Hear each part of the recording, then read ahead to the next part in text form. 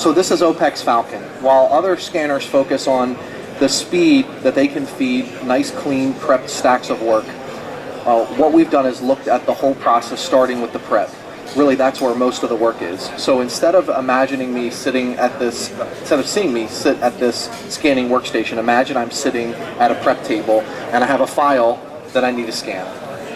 So I'd remove my file, and if I was sitting at a prep table, right, I'd open this first file, and I might put a header sheet or something here, and then I would start to prepare documents, and stack up my nice clean stack of paper. And I have to go through every sheet of paper because I don't know where there might be a post-it note covering content that I have to move away from the clear area, or maybe a stapled item or a small item. I typically have to tape this to a full-size sheet of paper.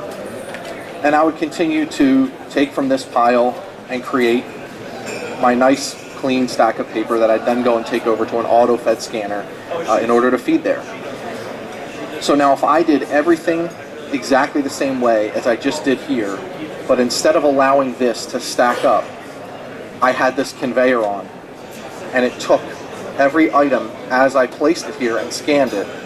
At minimum, I'd be prepping and scanning at the prep rate, right? So that means all of the scanning time afterwards is just extra time. Even if you had a 1,000 page per minute scanner, it's 1,000 pages of extra time. Because just by having my table move and placing items down here and having it scan right now, I'm at minimum prepping and scanning at the prep rate.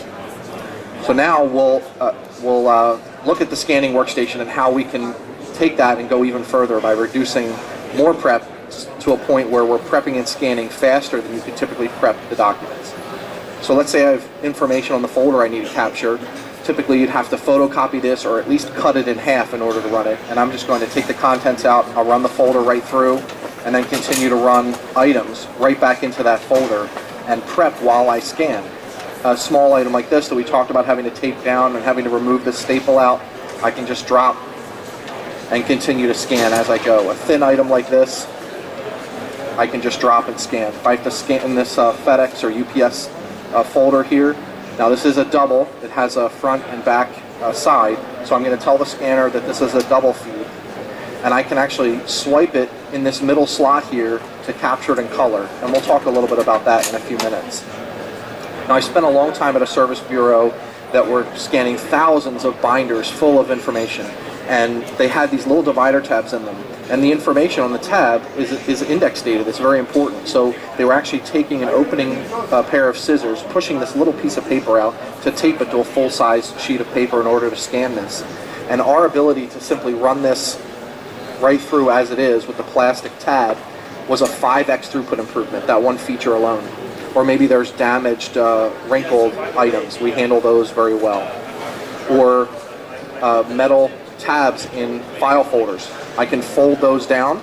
I'm going to tell the scanner it's a multi-feed, and I can simply run that right through the scanner. So no cutting or photocopying of any sort like that. So we started by saying that at minimum we could prep and scan at the prep rate. And then we showed how you can take different sized items. We eliminate some taping, some photocopying, and other things that you'd have to do in order to prepare this. Maybe that UPS folder, you might have to cut that down in order to scan that in a typical scanner. And so those are some paper handling and paper size advantages that allow us to prep even faster. And then there are some advantages in the way that we identify document breaks. So you'll notice all of the items here going across, these were all the first document, everything that was in this folder.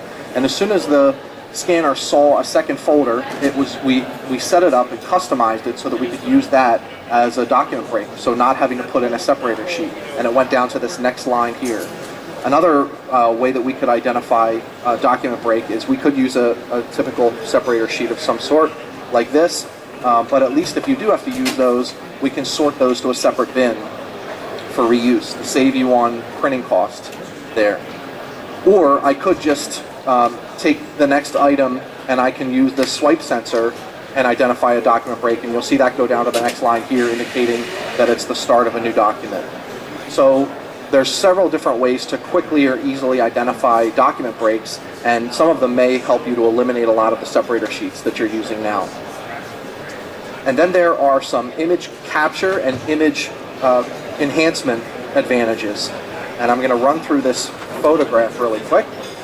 And what you'll notice is if we go back over some of the things that we scanned, they correspond to these buttons at the bottom. So this is all customizable to pay based on the type of work we have, but based on some of this media that I ran here, I've got some buttons here that correspond to the items that we've scanned. So folder, patch sheet, photo, ticket, black and white, color, transcript, divider tab. There's several different things here, and some of those the scanner can automatically identify and capture differently for those items. So for example, I ran this photograph through and it has this pink background color to it, which I can easily see corresponds to this photo page type button at the bottom here. So what happened is I ran that through, the scanner identified that was a 4x6 sized item and it had color on it, and so we automatically captured it in color and identified it as a photo. And we actually had a couple of staples in there as well that you can see that we just pulled it off of the next page. So that happened automatically. Or the patch sheet we have set to just capture the front because I know I don't need the back of a patch sheet. The folder is an interesting one. Whereas I might capture a typical black and white sheet, I'm just capturing a black and white of the front and a black and white of the back. The folder I have customized and set that I want a black and white of the full front, but I want a grayscale of just this label-ish area because I may have to key some of these items as index fields here, and it's much easier to key off of just the smaller snippet image rather than off of the full. So it enables me to set up different ways of capturing items. Another example is if I had to key this tab information off of this divider tab, much easier to do from an image of just the tab than from an image of the entire sheet here. So different ways to customize how we capture and how we clean up images. Nice color image of this UPS envelope. So we have some advantages there. Another way that this plays out and is valuable is there are a lot of jobs that require color scanning selectively on certain items, and so some people might use color detection, auto color detection for that. But that doesn't work in a lot of situations because you'd want this in color because of the photographs here at the bottom, but you wouldn't want this in color, this form here on my left. And the color form on my left actually has more color pixels in it than the one on the right. So if you turn on color detection, you'll get both of these in color. Well, we have a fast way of quickly switching back and forth between color or non-color items, and not even just captured in color, but having a specific profile associated with this item. So what I can do is I'm just going to drop this first item that I want in black and white. I'm going to swipe the second one through this middle sensor, and then I'm going to run the third page. And you'll see how fast that was, that I was able to switch from black and white to color and back to black and white with just a quick swipe. And these are all customizable settings in here as well, depending on what the action is that you do most. It's similar to pushing the buttons here beforehand, only you don't have to clear your hand. You don't have to put the item down in order to touch the button on the screen. You can simply keep the paper in your hand and swipe and know what the actions are here, how that will cater the way you capture items to the piece that you're running. So this last one that I just scanned, you'll notice that it has some busy background noise in it. Kind of a dark item, and I was at a service bureau that was scanning a lot of transcripts, and it has a very busy background behind it, and if they want to OCR some of this information, it can be difficult because of that noise. So by simply putting it through this top slot here, we've customized that as a background clear out setting, and you'll notice the difference here versus here, where we just dropped out the background, made it much easier to OCR that item. And then finally, I have a receipt here that it's pretty much totally disappeared. You can't really see the content on there, and this happens all the time. Receipts disappear. And I'm going to touch this faint page type to run it on here. If this was in the middle of a stack, though, if this was taped to a full-size sheet in the middle of a stack on an auto-fed scanner, you'd probably miss this, and someone would have to downstream go find and look and pull that item in order to rescan it. Whereas if I can just deal with it here, it takes 100 times longer downstream to fix an item like this. Now this item, I could not see anything on the paper. It's not the prettiest looking image, but I can at least read it's FedEx, Roseville, California, $30.33.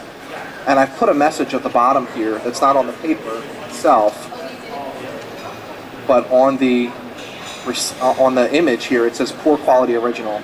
And what that does is that indicates to my QC person or to my customer, if I'm a service bureau selling this image, that it wasn't that we gave you a poor image, it was that the paper was poor quality. So nobody's going to go and waste their time to go try to find this item in order to rescan it. So just to recap what we've talked about, we started by saying at minimum we can prep and scan at your prep rate, and then we showed some paper handling advantages, some advantages in identifying document separations, and then some ways that we're saving additional prep or rescans downstream by applying different image capture settings or different image cleanup profiles to items to optimize the image capture of those different types of items.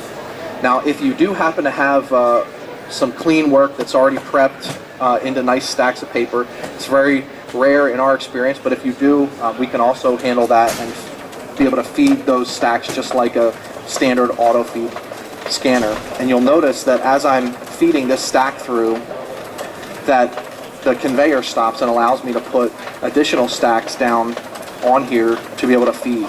So I can fit several hundred sheets on here at one time in order to auto feed those. And if something were to happen, if I had a legal size, let's say that was folded or something that stopped it, I'm going to try to make it see an issue.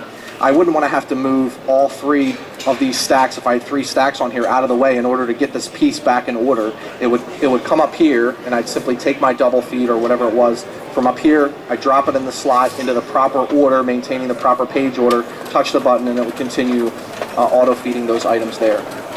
So it enables us to combine prepping and scanning where that's most efficient and save a lot of the prep that's involved.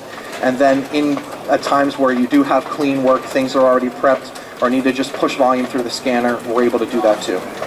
Thanks.